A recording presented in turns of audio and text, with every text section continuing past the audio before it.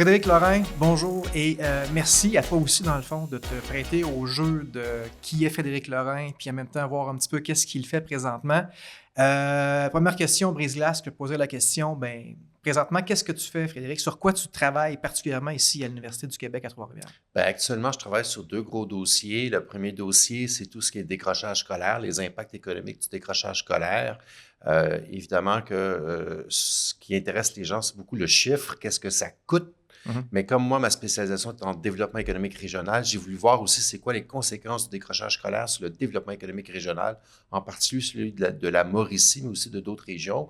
Puis en fait, les impacts sont très importants. Donc ça, c'est mon premier sujet de recherche. Qui est très large. C'est très large, mais en même temps, c'est très précis parce que quand on le balise autour du développement économique régional, on est capable de voir un certain nombre de vecteurs importants, puis on est capable de faire une analyse sur 30 pages, là. Pas une thèse de doctorat de 300 Non, pages. exact. Après ça, tu deviens un bel argument au niveau économique et politique pour être capable de contrer ce fameux phénomène-là. Là. Exactement. Puis ce que je voulais montrer, c'est que c'est au-delà de ce qu'on pense être les conséquences. D'abord, les conséquences sont énormes. Ça se chiffre par entre 800 millions et 1 milliard de dollars par année par Par région année. administrative. Énorme. Euh, et les conséquences, c'est que ça nous ralentit en Mauricie, par exemple, si on parle de la Mauricie, ça nous ralentit dans notre capacité à faire notre diversification économique. Parce que la diversification économique, c'est passer des secteurs très traditionnels qui sont relativement bien payés, mais avec faible innovation, faible secteur porteur, vers des secteurs qui sont plus innovants. Mais pour passer au secteur plus innovant, on a besoin d'avoir une main-d'œuvre qui est bien formée. Qualifié, oui. Exactement. Donc, ce passage-là, puis on a beaucoup de signaux qui nous disent, en Mauricie, on est capable de le faire, sauf que la main-d'œuvre n'arrive pas à suivre parce qu'on a beaucoup de décrochage scolaire, puis on a beaucoup de gens très, très peu diplômés dans la région, malheureusement. Oui. C'est un peu l'héritage qu'il y a eu, sans vouloir, là, à Trois-Rivières ici, beaucoup de grosses entreprises qui ont embauché massivement, ce qui faisait que, dans le fond, l'éducation n'était pas nécessairement ce qui était recherché par les grandes entreprises. Exactement. Ce qu'on recherchait, c'est la main-d'œuvre Disponible. disponible. On n'est plus rendu là parce que la main-d'œuvre n'est plus disponible avec les pénuries. Exact. Puis avant, c'était des grandes multinationales à coût de 1000 emplois par entreprise, avec des tâches qui étaient très routinières, très précises. Maintenant, les gens travaillent dans des PME. C'est des PME qui portent notre économie. Puis dans les PME, on est appelé à changer de job ou à faire différentes petites tâches à gauche, à droite. Et dans une PME, l'innovation peut venir de n'importe qui dans l'entreprise. C'est pas juste le responsable de l'innovation. C'est pas juste un scientifique. Souvent, il n'y a même pas de scientifique dans les PME. La plupart n'ont pas de scientifique, j'imagine. Non, c'est ça. Donc, ça peut venir là, de n'importe qui dans l'entreprise qui peut avoir une bonne idée sur des petits éléments. Par force d'avoir ces petits éléments-là d'amélioration, on finit par avoir de l'innovation. Ce qui fait qu'il faut que la main-d'œuvre soit ouverte, créative à toutes les bonnes idées. Puis les idées, c'est des connaissances. C'est des combinaisons de connaissances. Donc, il faut avoir la capacité cognitive de faire des combinaisons de connaissances, puis il faut avoir ces connaissances-là aussi. Donc, plus on avance en éducation, plus on développe, dans le fond, ces habiletés cognitives-là. Donc, si on veut être une région innovante, il faut que la main-d'œuvre, peu importe son métier, peu importe là où elle travaille dans l'entreprise, elle a ces espèces d'antennes très ouvertes, de créativité pour penser à des bonnes idées. Ça prend des PME aussi qui sont ouvertes à cette fameuse innovation-là. Parce qu'on peut bien la développer, mais si elle n'est pas accueillie, c'est plus difficile aussi. Oui, puis ça, c'est un autre problème parce que, ou bien l'entreprise est conservatrice, il y a encore beaucoup de PME très conservatrices en Mauricie, puis ça aussi, c'est notre héritage du passé, où la grande multinationale passait des contrats de sous-traitance avec nos PME, puis les PME n'avaient pas besoin de rien créer. C'est qu'on leur disait exactement quoi faire, c'était de la sous-traitance de capacité, on leur disait exactement quoi faire, c'est la grande multinationale qui innovait. Donc, on n'avait pas cette culture de prise de risque, cette culture de l'innovation, ni au sein des employés, ni au sein des PME. Maintenant, on n'est plus là. Maintenant, il faut vraiment innover. Chaque PME en Mauricie, parce qu'on a une économie basée sur la PME, chaque PME a comme son créneau, son avantage concurrentiel. Elle fait une petite affaire qui est différente des autres. Ouais. C'est comme ça qu'elle est capable de réussir.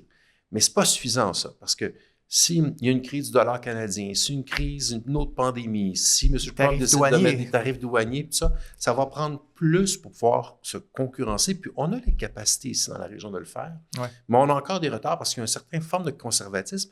Mais il y a aussi le fait que les nouvelles technologies sont difficiles à comprendre. On veut passer aux nouvelles technologies, on veut acheter des nouvelles machines plus modernes.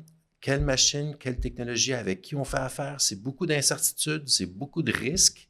Puis pour une PME qui n'a pas beaucoup de moyens financiers, de moyens techniques, de moyens de connaissances, tout ça, ça devient très, très difficile.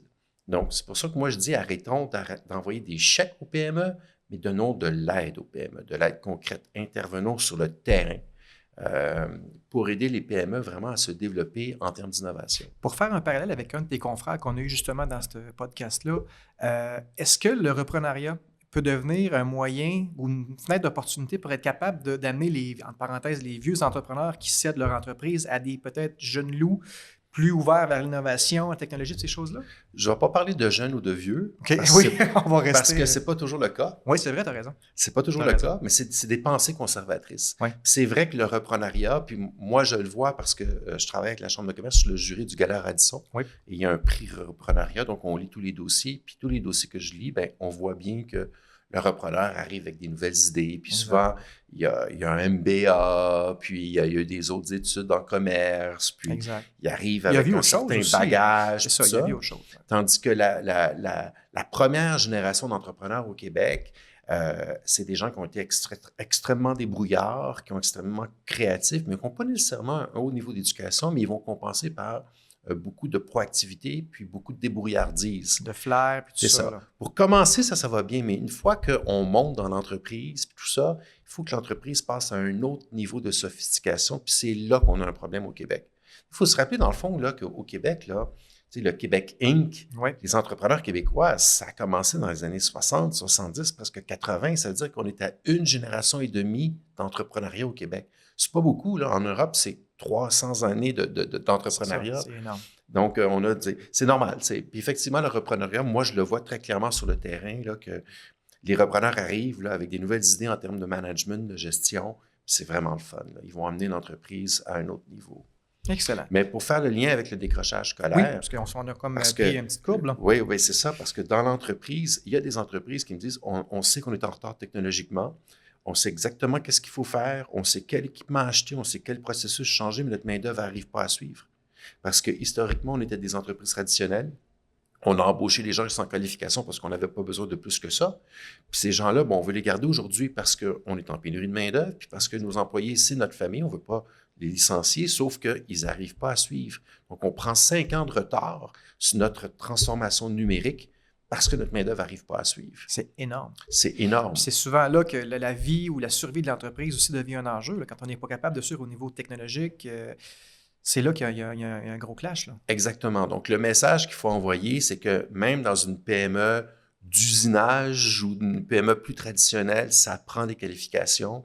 Donc, les jeunes ne doivent pas abandonner l'école, puis les parents qui travaillent dans ces PME doivent envoyer un message clair à leurs enfants. Regardez ma PME, qu'est-ce qui se passe là? Abandonnez pas l'école, c'est une preuve que vous ne devez pas abandonner l'école. Excellent. Donc, c'est un petit peu le message que j'essaie de passer à travers ça. Est-ce que ton message passe bien? Le message, il passe super bien parce que tout le monde est conscient que le décrochage scolaire, c'est un problème. Oui. Mais personne n'est capable de qualifier l'ampleur du problème. Combien ça coûte? Combien ça coûte? Puis, tu sais, pour des entreprises, ça me concerne-tu vraiment? Mais là, on le voit. Là, on le voit, là. C'est énorme. Puis pourquoi je parle beaucoup des entreprises dans cette étude-là? Parce qu'ils sont au cœur de la problématique. Si le jeune quitte l'école, c'est pour aller travailler. Donc, ça veut dire que les employeurs sont au cœur de la problématique. Donc, il faut qu'on leur parle pour dire, vous pensez peut-être bien faire à court terme, il y a des pénuries de main-d'œuvre, vous tirez un jeune des bancs d'école en secondaire 3, vous bouchez un trou dans votre entreprise. Ouais. Donc, à court terme, peut-être que ça va bien, mais à moyen et à long terme, cette entreprise-là se tire une balle dans le pied, puis collectivement, on se tire une balle dans le pied si on veut rattraper le niveau technologique de l'Ontario puis ça me fait penser un peu, Frédéric, à la fameuse les saines habitudes de vie. Donc, chaque dollar qui est mis en prévention au niveau des saines habitudes de vie, on est capable de quantifier déjà combien ça va coûter au niveau du système de santé. As-tu été capable vraiment de dire chaque dollar qu'on investit pour vaincre ce fléau-là va donner un rendement? Ou Non, parce que d'abord, ça serait très complexe de le faire.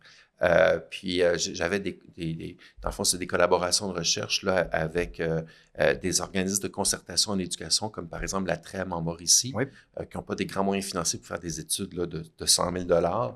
Donc, j'ai fait une revue de littérature, j'ai fait quand même des calculs. j'ai établi un argumentaire pour le développement économique régional, mais je n'ai pas poussé. Là. On pourrait pousser beaucoup plus loin si on voulait, mais ça serait des calculs extrêmement complexes, par contre. Ah, j'imagine. Ton deuxième volet que tu voulais me parler au départ. Oui, c'est ça. Sur quoi je travaille cet automne, c'est sur le marketing territorial. Parle-moi un petit peu, parce que ça sonne oui, c'est bizarre. ça. C'est drôle pour un économiste de parler de marketing. Oui, là. c'est pour ça. Mais en fait, une autre problématique des entreprises partout au Québec, mais en particulier en Mauricie, c'est les pénuries de main-d'œuvre. Et donc, il faut attirer du monde en Mauricie pour que la Mauricie puisse poursuivre son essor économique. On est en plein essor économique actuellement. Puis le problème, c'est qu'il n'y a personne au Québec qui sait qu'on est en plein essor économique. Pourquoi? En Mauricie. Mais parce qu'on ne le dit pas à personne. Puis même les gens en Mauricie ne le savent pas. Écoute, il faut dire qu'on a été longtemps la capitale du chômage, là, Trois-Rivières. Fait que, ça a été quelque chose qui nous a collé longtemps à la peau. OK, avec les grosses fermetures, je t'apprends absolument rien. Il n'y a pas tellement longtemps, j'étais chez IDE pour leur Assemblée générale, puis j'ai appris des choses dans le domaine du développement économique. J'ai appris beaucoup de choses en termes d'économie en Mauricie, Trois-Rivières et la Mauricie. Je veux que tu m'expliques pourquoi ça nous colle à la peau, puis comment on est capable, où est-ce qu'on est rendu finalement dans tout ça? Bien, ça nous colle à la peau parce qu'on n'a pas de marketing territorial. On vient de commencer une image de marque, je pourrais en reparler, là, mais on n'en avait pas du tout. Et puis les gens ont toujours l'impression qu'effectivement, c'est la région du chômage, que beaucoup de personnes âgées, les industries traditionnelles en déclin, les pâtes et papiers, alors que notre économie repose plus du tout sur les pâtes et papiers, que c'est l'arrêt pipi entre Québec et Montréal, que ça sent les pâtes et papiers, que ça sent mauvais à Trois-Rivières, ça je l'entends souvent de mes amis de Montréal, tout ça. Mais on n'est plus du tout là, mais on le dit à personne qu'on n'est pas là. Donc, c'est ça qui me choque. Et on a besoin de le dire d'abord pour se donner confiance, parce que quand les choses fonctionnent, bien, quand on le dit, ça va attirer des investisseurs, ça va donner encore plus de courage pour aller en entrepreneuriat, tout ça. Mais on a besoin d'avoir de la main-d'œuvre. Le taux de chômage à Montréal est quand même élevé. Je ne veux pas voler de la main-d'œuvre à personne, mais le taux de chômage est élevé à Montréal. OK. Donc, est-ce qu'on peut attirer des gens pour travailler qui ne travaillent pas, qui cherchent un emploi à Montréal, faire venir en Mauricie? C'était ça l'idée au départ. Puis on a commencé avec Développement Mauricie à faire une grande campagne de marketing. On a une image de marque. Le fameux M. Le fameux M, mais en fait, le M, c'est la pointe de l'iceberg. OK. Parce que derrière ça, il y a toute une idée, une image de marque, puis il y a une stratégie aussi. Sauf que le problème, c'est que la stratégie, on est obligé de la changer cette année. Okay. Parce qu'avant, on voulait attirer des gens. Oui, on peut dire qu'à Montréal, il y a un petit peu de main-d'œuvre disponible, mais le problème, c'est qu'on n'a pas de logement disponible. Ça, c'est un autre immense problème. Donc là, maintenant, on parle de rétention. Oui. Parce qu'on reçoit beaucoup de jeunes, probablement à cause de l'UQTR, mais on reçoit beaucoup de jeunes en Mauricie. Il y en a encore plus qui partent. Ah, OK, tu vois, ça, je ne savais pas ça. OK, donc, dans les flots, là, il y en a beaucoup plus qui partent, qui reviennent. Ça veut dire que ceux qui sont venus en Mauricie, mettons, pour faire leurs études à l'UQTR, ils ne restent pas, ils repartent. Puis on a des gens de chez nous qui sont nés ici qui partent aussi. Mais qui reviennent? Moi, si je prends là, un peu là, des gens avec qui je suis allé à l'université, ils sont partis, puis là, ils cherchent tout à revenir. Il y a aussi un petit mouvement comme ça. Il y a un petit mouvement, mais dans les flots, ceux qui reviennent, c'est les gens de 55 ans et plus. Ah, je ne suis pas là. Désolé, frère. Qui ont fait leur carrière à Montréal, qui ont acheté une maison à l'époque à Montréal à 200 000, 300 000. Aujourd'hui, la maison vaut 800 000, 1 million. Ils la vendent à Montréal. Ils reviennent ici, j'ai acheté une maison à 300 000. Ils ont une belle qualité de vie à Trois-Rivières. Ouais. En Mauricie, un peu partout. Il y a le plein air, il y a la culture, les bons restaurants. Donc, ils sont extrêmement heureux en revenant ici. Le problème, c'est que de recueillir des gens de 55 ans et plus, c'est bon pour le commerce, c'est bon pour la restauration. Mais d'un point de vue économique, c'est moins bon. Ça n'amène pas une vitalité comme une jeune famille ou ces choses-là. Exactement. Puis les entrepreneurs, il y a une plus faible propension d'avoir des entrepreneurs dans les 55 ans et plus. Il y en a, hein, mais c'est plus faible comme propension que dans des 25-45 ans. Puis la même chose pour l'innovation.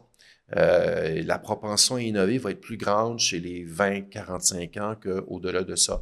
C'est pas une règle fixe, là, mais c'est comme ça. Et donc, il faut attirer tout le monde, puis il faut surtout retenir les gens.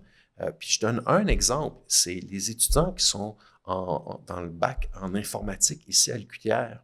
Ils ne savent pas qu'on a un pôle en technologie de l'information d'une trentaine, quarantaine d'entreprises ici dans la région. C'est de la faute de qui? On nomme personne. Et pourquoi ils ne sont pas au courant en rentrant dans leur bac que ça existe? Ben parce que Je te vois sourire. si Là, vas-y. mais il y a tellement de raisons. Là. Je sais. Mais tu sais, si on remonte il y a 15-20 ans, il n'y avait pas un pôle DTI. Donc, c'est sûr qu'on n'est pas habitué. Puis d'un coup, ben, ça pop à gauche, à droite.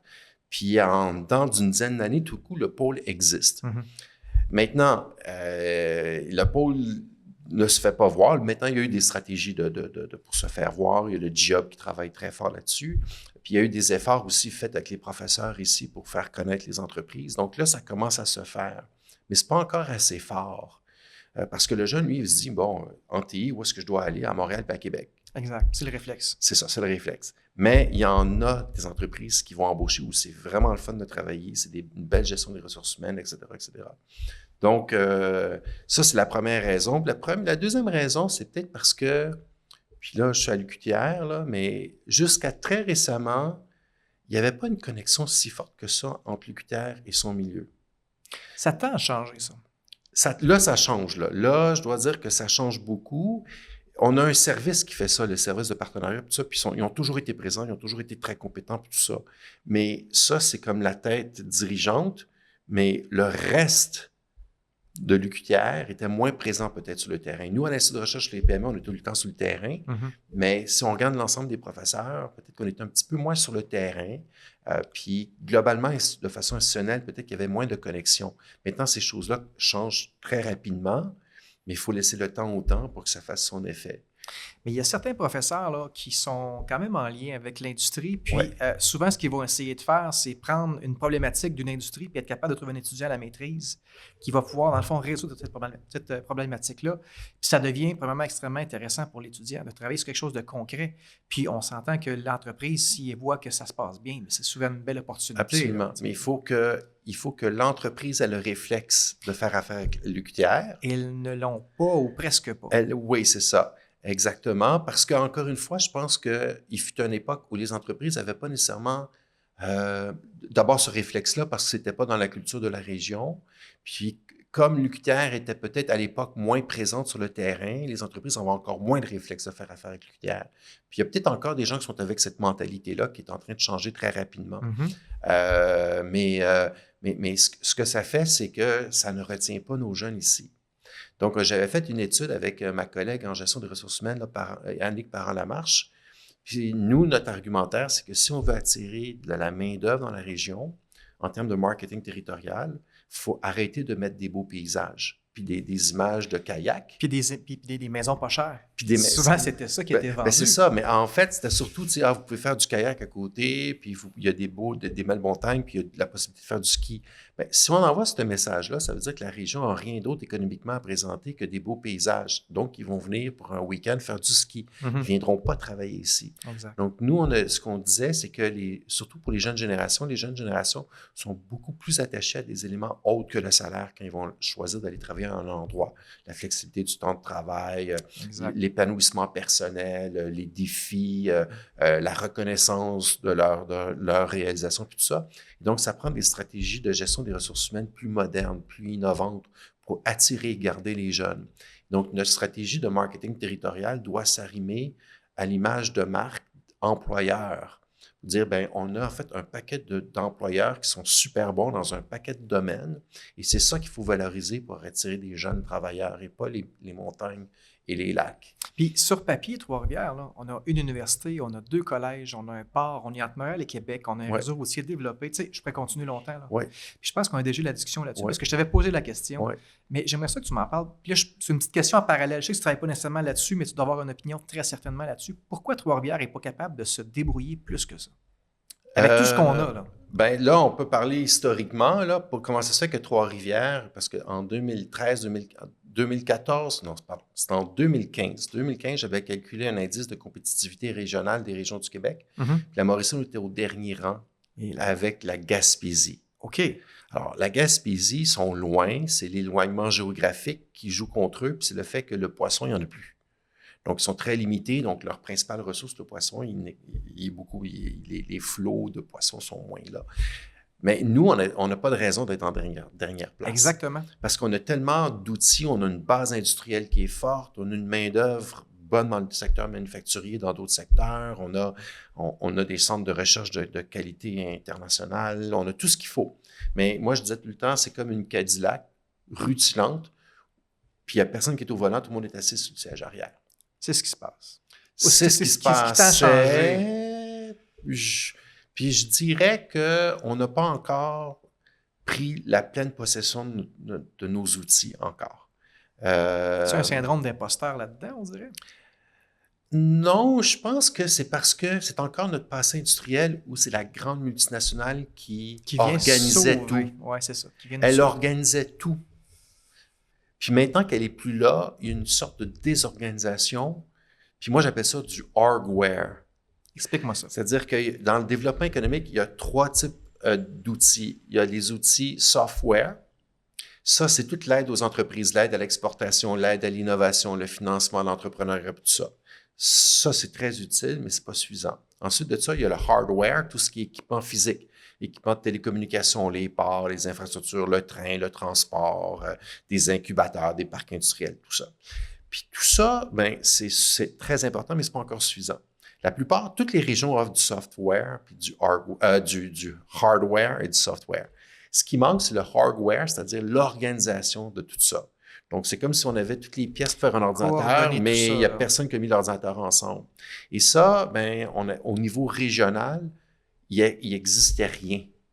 Parce que la conférence régionale des élus, ça a été aboli par le gouvernement du Québec à l'époque. Ouais. Puis on n'avait aucune vision régionale.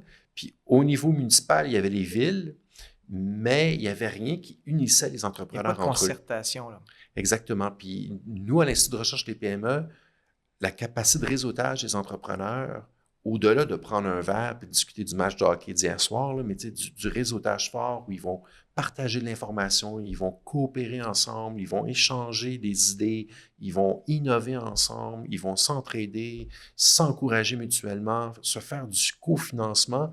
Ces réseaux-là sont extrêmement importants pour une PME parce que la PME, elle a des moyens limités. Que ce qu'elle n'a pas à l'interne, elle peut le trouver dans son réseau à l'externe. Parce que la grande multinationale, elle va embaucher des consultants, puis elle a déjà 2000 employés, elle va trouver dans ces 2000 employés quelqu'un qui est capable d'exporter au Japon. Une petite PME à exporter au Japon, elle n'a peut-être pas les connaissances, mais il y a peut-être une autre entreprise dans le pourtour ou un conseiller en développement économique qui a une expérience là-dedans. Donc, elle va aller dans son réseau. Puis ces réseaux-là n'existaient pas en Mauricie parce que ce n'était pas utile dans le temps de la grande multinationale. Parce que ça allait bien. Pourquoi changer une formule gagnante? Exactement. Maintenant, on doit développer ces réseaux-là. Et politiquement, dans ces années-là, c'était tellement pas gagnant de vouloir changer une formule avec les grandes entreprises qui étaient là, les gros salaires, tranches personnelles. Mon père me parlait qu'il y avait des gens qui étaient avocats qui lâchaient leur pratique pour aller travailler dans les grosses usines parce que c'était plus payant. Oui. Fait qu'on voit là qu'il y avait vraiment un clash énorme. Absolument. Puis tout se bâtissait. Le pont, les universités démarraient, la TRIPAPSI, tout ça fonctionnait. Fait que tu te questionnes pas si ça va bien. Puis politiquement, ben pourquoi changer? T'sais? Exactement. Puis, si on veut, on parlait de marketing territorial. Si on veut faire du marketing territorial pour le pôle des technologies de l'information, bien, le pôle il est à cheval entre Shawinigan, Trois-Rivières puis Bécancour. Donc, ça prend une stratégie qui est à cheval entre plusieurs municipalités, 2 régions administratives et plusieurs MRC. Là, il y a comment beaucoup de concertation. C'est ça demande énormément de concertation. On veut attirer des jeunes de Montréal. Le jeune, il veut savoir, OK, quand je m'installe à tel endroit, qu'est-ce que j'ai à 30 minutes autour de chez moi? Ouais. Mais 30 minutes autour d'un point en Mauricie, là, bon, on dépasse. Tu vas loin. C'est ça. Donc, si on dit, il nous demande, il est où le marché public? Ben, il est à Bécancour. Où est-ce que je vais faire mon ski de fond? Ben, au parc de la Mauricie. Où elle est la meilleure bière? Ben, un petit peu à Trois-Rivières, puis un petit peu à Shawinigan, puis un petit peu ailleurs aussi. Oui. C'est que là, il faut élargir. Donc, pour attirer, avoir la force de frappe pour attirer un jeune. Pas que Trois-Rivières. Il ne faut pas juste Trois-Rivières, Shawinigan, puis Louisville, puis tout ça. Il faut parler de la Mauricie parce que, en fait, même de Bécancour. Bécancour qui est à côté. Qui est à côté. Puis que moi, je vais souvent à Bécancour pour un paquet de raisons. Puis j'habite à Trois-Rivières. Donc, puis c'est ça qui nous manque. Puis c'est encore très, très difficile d'avoir des projets régionaux. Parce qu'il n'y a comme pas d'institution. Puis là, il faut compter sur la table des élus. Puis il faut compter sur d'autres personnes, puis sur le ministère. Puis finalement, il y a beaucoup de choses qui ne se font pas, malheureusement. Malheureusement. Tu travailles sur quoi d'autre présentement aussi? Parce que là, on part un petit peu à gauche, par droite, puis je trouve ça le fun parce qu'on peut vraiment toucher à différentes choses. Mais là, y a-tu d'autres dossiers qui sont sur la table qui sont chauds pour toi présentement? Il y a toute la filière batterie. Ah, la fameuse filière La batterie. filière batterie. Je vois des fois ton nom parler Oui, un peu de ça.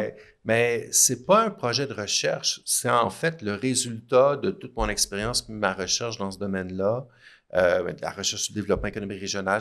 J'ai déjà travaillé dans le passé sur les structures industrielles régionales. Puis je travaille encore là-dessus, en fait. Puis, j'ai été très, très critique de la filière batterie. Mais cette critique-là est vraiment basée sur tous les modèles de développement régional. Là. C'est pas une critique gratuite. Si on prend tous les modèles économiques, tous les modèles, puis en fait, les modèles de développement régional dépassent juste l'économie parce qu'il y a des modèles qui ont été développés par des sociologues ou des anthropologues ou par des géographes. Tout ça, quand on prend l'ensemble de ça, bien, ce projet-là tient absolument pas la route, puis surtout en Mauricie.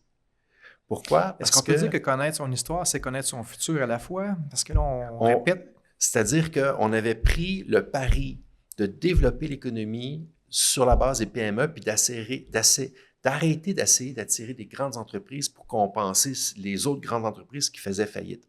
Donc, on s'était dit, ça va prendre un petit peu plus de temps, mais on va développer la PME. Puis, on peut le dire aujourd'hui que ça a fonctionné. La Mauricie, puis ça, je l'ai fait le calcul, c'est la région qui s'est le plus améliorée depuis 2016 au Québec. Quand même. La deuxième région, c'est le centre du Québec, donc c'est nos voisins à côté. C'est nos amis. Bon. Donc, ça a fonctionné. Le taux de chômage est bas. On est maintenant rendu une économie diversifiée dans différents secteurs. Donc, le développement de la PME, c'est ça qui a sauvé la Mauricie. Là, on nous ramène dans un vieux modèle de développement où on dit, OK, on va faire venir de la multinationale étrangère qui vont faire que de l'assemblage ici. Il n'y aura pas d'innovation, il n'y aura pas d'activité d'innovation. Alors que la valeur ajoutée, elle est là souvent. La valeur ajoutée est là dans l'innovation, qui va juste employer de la manutentionnaire, des manutentionnaires, des choses comme ça. Donc, c'est juste l'assemblage. Puis, en pénurie de main-d'œuvre, ils vont voler les emplois des PME qui ont porté le développement économique de la région sur leurs épaules. Dans un domaine où on n'a aucune expertise, ça ne fait pas de sens. Donc, on change le mot papier pour batterie. Oui, okay. Exactement. La question est claire. Exactement. Puis c'est très choquant de voir qu'on fait totalement un retour en arrière. Puis quand je dis « on », c'est excluant la personne qui passe, puis je dirais toute la Mauricie, parce qu'on n'a rien demandé en Mauricie. Ouais. On n'a pas demandé ça, c'est le gouvernement du Québec qui l'a imposé à la Mauricie. Puis ça aussi, c'est une erreur de développement économique régional. C'est pas supposé être du top-down, mais du bottom-up. Puis politiquement, dire non à des milliards, Frédéric, tu sais comme moi que c'est pas nécessairement très, très, très payant aussi, là. Ben, si on avait dit non dès le départ, peut-être qu'on se sentirait un peu plus intelligent aujourd'hui. OK. C'est clair. C'est clair. Puis ici, il faut dépenser de l'argent. Justement, on a plein de projets de développement régional qui sont mal financés ou qui ne sont pas financés, mais qui ont des grandes retombées. Mais ces projets-là, le ministère va dire « Non, ça ne nous intéresse pas ». Mais on nous impose des affaires, par exemple, à coût de milliards de dollars. Puis c'est ça là aussi que c'est très choquant parce que le projet de la batterie, c'est pas juste des milliards de dollars. C'est qu'il y a beaucoup, beaucoup de gens qui travaillent dans l'ombre pour ce projet-là parce qu'on leur a demandé. Donc, on parle de l'UQTR qui doit développer des programmes, non seulement de formation, mais des programmations de recherche. Les cégeps aussi. Il y a des organisations, des organismes d'arrimage d'emploi qui travaillent très fort. Il y a toutes sortes de monde qui, dans l'ombre, travaillent très fort, mais c'est efforts dépensés qui auraient pu être dépensés sur d'autres projets parce que l'UQTR, on en a des projets de développement de programmes, puis toutes les cégeps en ont des projets, puis c'est toutes ces organisations-là qui travaillent. Ils en ont d'autres projets, puis tout ça, c'est mis de côté pour la filière batterie. Donc, c'est pour ça que c'est un peu choquant parce qu'on a tout ce qu'il faut pour avoir un paquet de retombées économiques, des projets de retombées économiques, mais ils ne sont pas financés. Puis il y a eu des efforts qui ont été faits, puis les résultats sont là. Tu me parles depuis 2016 là, au niveau de l'évolution. Fait que, ouais, c'est un peu dommage. Tu sais, Trois-Rivières a sa stratégie, Shawinigan a sa stratégie, Louisville a sa stratégie, en fait, la MRC de Masquinongé a sa stratégie. C'est toutes des belles stratégies qui fonctionnent. Donc, il faudrait s'arrimer à ce qui fonctionne. Puis, tu sais, il y a eu des réflexions qui ont été faites derrière ces stratégies-là. Puis, il y a plein de belles choses là-dedans. Là. Donc, il faut s'arrimer à ce qu'on a déjà. Si on a un jeune qui est bon au tennis, ben, il est déjà bon. Donc, financer le jeune Encourageons-le. au tennis, c'est mieux que de dire, hey, la mode, c'est la natation. Je vais te financer pour aller en natation. Ben, il repart de zéro la natation, là. Ouais. Puis si ça se trouve, il n'y a aucune compétence là-dedans. C'est qu'on a beau mettre des milliers de dollars il était bon dans le tennis. C'est ça. Laisse-le aller. C'est ça. Laisse-le Ouais, aller. ouais, Puis il aimait c'est ça en plus. OK. On peut s'entretenir sur quoi d'autre, nous autres, Frédéric, là, aujourd'hui? Sur quoi je travaille? Ben là, c'est sûr qu'actuellement, on est en train de mettre à jour les secteurs porteurs pour la Mauricie. Comme? Ben, à l'époque, on avait déterminé que les secteurs porteurs, là, il y en a 7. Faut pas que je les oublie, j'en oublie tout le temps Ça va faire des gens pas contents. Vas-y, C'est ça. je t'écoute. Donc, il y a la fabrication de machines, qui est très, très liée à la fabrication de métaux, de la métallurgie. Pas la métallurgie, la fabrication de métaux, l'usinage, tout ça, c'est deux secteurs qui vont ensemble parce que, dans le fond, c'est des machines avec un cadre en fer ou un cadre en métal, puis là-dessus, il y a des technologies qui sont ajoutées. Donc ça, c'est un créneau qui était et qui reste très important. Le créneau du transport, avec deux ports, le port de Bécancour, le port de Trois-Rivières, on a le train, on a un aéroport qui est capable d'accueillir n'importe quel type d'avion. Ça, c'est très rare pour un aéroport régional, un aéroport qui se développe aussi. Puis on a des compagnies de transport qui ont des qualifications internationales, qui font des prestations hyper spécialisées sur mesure, du hors norme, comme Belmar Transport. Ouais. On a Somavrac aussi, là, qui fait de la logistique autour des deux ports. Donc, ils ne font pas juste ça au niveau local, là, c'est des entreprises internationales. Ça, c'est un deuxième pôle. Troisième pôle, c'est les technologies de l'information. Donc, j'en ai déjà parlé, mais c'est une trentaine, quarantaine d'entreprises très dynamiques. Puis, c'est pas les mêmes technologies de l'information que Montréal et Québec. Montréal, c'est beaucoup les jeux vidéo, l'entertainment, tout ça. Ici, dans la région, on n'a pas ça. C'est beaucoup des logiciels pour les entreprises puis des logiciels manufacturiers. Donc, là encore, ça remonte à notre passé industriel. Oui, exactement. On ne OK? peut pas s'en dissocier. Donc, je dirais que c'est un mix entre les TI et l'ingénierie. Donc, pour certains jeunes, ça peut venir les chercher, ce mixte-là. On a les technologies vertes, avec une trentaine d'entreprises, 5 centres de recherche de classe mondiale. Il y en a à l'UQTR, il y a Innofibre, les chaires de recherche de Simon Barnabé, tout ça. Exact. Il y a Innofibre, c'est aussi avec le Cégep de Trois-Rivières, mais il y a le CNET à Shawinigan, le laboratoire d'Hydro-Québec à Shawinigan, puis il y en a d'autres, là. C'est rare pour une région comme la Mauricie d'avoir 5 centres de recherche en technologie verte. C'est un autre avantage qu'on a. C'est pour ça que je continue à avoir tous les avantages depuis qu'on se parle en disant, mais pourquoi on n'est pas capable d'aller plus loin? Excuse-moi, je te coupe, continue. Je suis très impoli, tu le sais. Il n'y a pas de problème. La transformation alimentaire, on l'oublie, mais c'est un des plus gros secteurs. Le plus grand employeur privé en Mauricie, c'est dans la transformation alimentaire. Donc, c'est Olimel à Yamachiche. Oui. On a la Fernandière, les saucisses que tout le monde connaît, qui sont distribuées dans tous les supermarchés, mais on a aussi tous les micro-brasseurs, les micro-distilleries, on a les bonbons Richard, on a les Bantrito, donc tous les petits bonbons que vous prenez en sortant d'un restaurant, c'est fait en Mauricie. Exactement. Peut-être même à travers l'Amérique du Nord. Je sais que l'Amérique du Nord, oui, sont distributeurs. C'est ça. Ouais. Puis là, il y a un paquet d'entreprises dans ce secteur-là. Il y a les arts et la culture. Aussi. Les arts et la culture, en fait, ils génèrent en Mauricie énormément d'emplois, énormément de PIB, puis ils ont une croissance qui est supérieure à celle de l'ensemble du Québec. Donc, il se passe plein de choses ici, aujourd'hui, Frédéric. Là. On aurait dû se parler avant. Continue. Donc, les arts et la culture. Il me manque le meuble. Le meuble, évidemment. Le meuble. On pense à Canadel ici. À Canadel, à Bermex. Boiserie Sainte-Gertrude, au Canada-Madeleine. C'est ça. Donc, c'est beaucoup situé à Louisville, mais c'est un peu dispersé partout. Puis c'est beaucoup du meuble en bois. Donc, on a notre connexion avec la forêt. Le bois, là aussi, c'est notre passé industriel. Sauf que c'est un secteur extrêmement important avec beaucoup de sous-traitants là-dessous qui travaillent. Que ça nous fait quand même une économie très diversifiée. Oui. C'est vrai. Puis, puis là-dessus, il y a aussi tout le tourisme que je n'ai pas parlé. Puis, il y a d'autres secteurs d'activité aussi. Il y a les télécommunications qui sont en train de monter aussi, les produits électroniques, etc.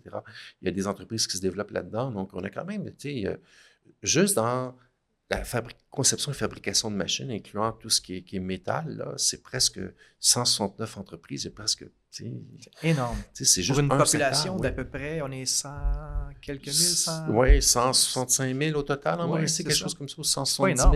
C'est pas énorme, mais tu sais, quand on nous dit « Ah oui, vous avez besoin de vous industrialiser », c'est fait. Check. Qu'est-ce que vous voulez? Qu'est-ce que vous voulez de plus que ça? Là? Il y a plus de 200-300 entreprises manufacturières. Là. Il y a quelque chose. Il y a un parc industriel qui est à pleine capacité ou presque présentement. Là. À Trois-Rivières, on n'a plus de place. On n'a plus de place, c'est ça. Fait que ça va quand même assez bien de ce côté-là. Là. Exactement, oui. Frédéric, en terminant, si tu avais une boule de cristal, parce que tu en as une, j'imagine, quelque part chez toi, dans 5 ans, dans 10 ans, la Mauricie serait rendue où? Ou qu'est-ce qu'elle va ressembler? Je te laisse là-dessus. Elle va probablement, en fait, c'est ça, je pense qu'on va conserver les mêmes secteurs d'activité que j'ai nommés, mais ce que j'espère, c'est que les entreprises doublent de taille, que plusieurs entreprises ont la capacité de doubler ou de tripler leur taille, puis que ça devienne des moyennes entreprises. Ça, c'est mon espoir, d'avoir aussi une économie qui est beaucoup plus tournée vers l'innovation et la valeur ajoutée. Et donc, qu'on devienne vraiment une région d'innovation avec une main-d'œuvre qui est aussi mieux formée, qui est ouverte à l'innovation, puis l'UQTR qui joue un grand rôle là-dedans, là, qui fait plus juste comme à l'origine un rôle de formation de base là, pour les premières générations universitaires, là, mais puis c'est ça aussi l'objectif de l'université, là, mais qu'on soit vraiment là, droit dans nos bottes là-dedans là, dans 10 ans, là, puis qu'on soit vraiment au cœur de toute l'innovation de la Mauricie. Donc, c'est un petit peu par là qu'on s'en va. Je le vois arriver, mais il faut quand même continuer à faire des efforts pour qu'on continue à être là, puis qu'il y ait suffisamment de repreneurs pour qu'on reste avec nos... Ça, c'est un autre beau dossier aussi à régler dans le fil des années. Puis qu'on développe une fierté mauricienne qui est au-delà de juste une fierté comme ça, mais que la fierté soit appuyée sur autre chose que de juste dire « je suis né ici, j'aime ma région ». Oui, ça prend plus que ça. C'est ça. Faut chacun ait la capacité de dire pourquoi on est fier. Exact. Bien, merci Frédéric. Puis par tes recherches, je trouve que tu nous donnes des arguments, parce que moi, étant natif de Trois-Rivières, tu nous donnes des arguments pour être capable de dire, ben oui, je suis fier parce que ça et ça, puis enlever tous les fameux préjugés qu'on a parlé au début de l'entrevue. Là. C'est ça, mais je vais peut-être dire en parenthèse que j'ai l'air de raconter des histoires comme ça, là, mais... Mais moi, je te crois, c'est ça qui est le principal. Non, mais c'est parce que ça fait effectivement des belles histoires, sauf que c'est quand même tout ça ancré dans du travail terrain que je fais, qui ne correspond pas toujours à du travail de recherche scientifique, mais c'est de la recherche-action. Il y a beaucoup d'étudiants de l'UQTR qui ont travaillé sur différents enjeux de développement économique avec moi, des étudiants du MBA, des stagiaires, tout ça. Donc, c'est vraiment ancré dans la réalité. Puis parfois, ça mène à des publications scientifiques. Mais c'est un mix de publications scientifiques, de revues de littérature, de travail terrain.